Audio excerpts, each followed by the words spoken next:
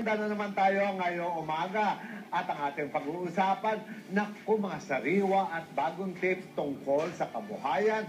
At syempre, hindi naman mawawala ang mga latest pagdating sa pagpapabeauty at pag-aalaga nyo sa inyong sarili. Lahat po yan pag-uusapan natin dito sa paborito ng chikang kada Sabado ng umaga. GRR, todo na to!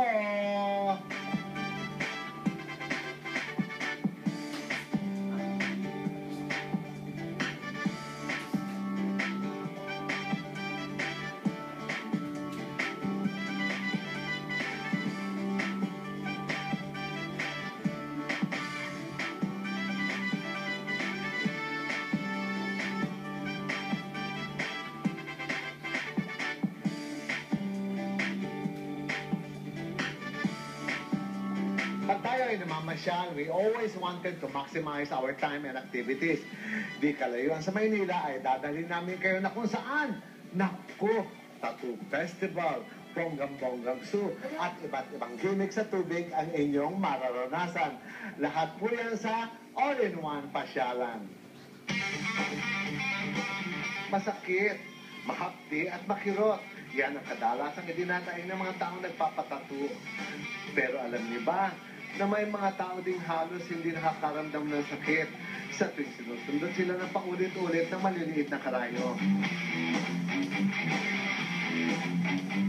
Bumisita kami sa Subic Bay para saksihan ang kakaibang pista na kung saan ang mga handa ay hindi mga malinamnam na putahe, kundi mga nagtitingkarang tinta at nagkikinang ang mga karayom na dinaluhan din ng mga professional tattoo artists na nanggaling pa sa iba't ibang panig ng bansa.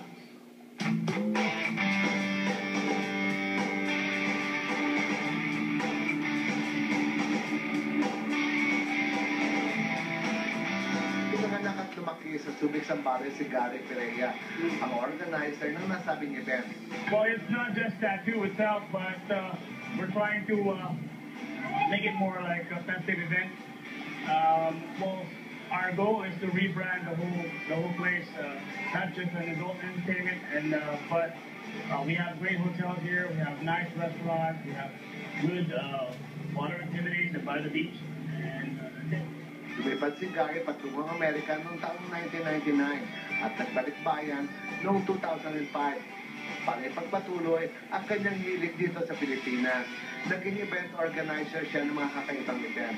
At ito nga, ang isa sa kanyang bino, ang first annual Subic Bay Festival, kung saan tampok ang iba't-ibang hilig ng mga kabataan at mga turista.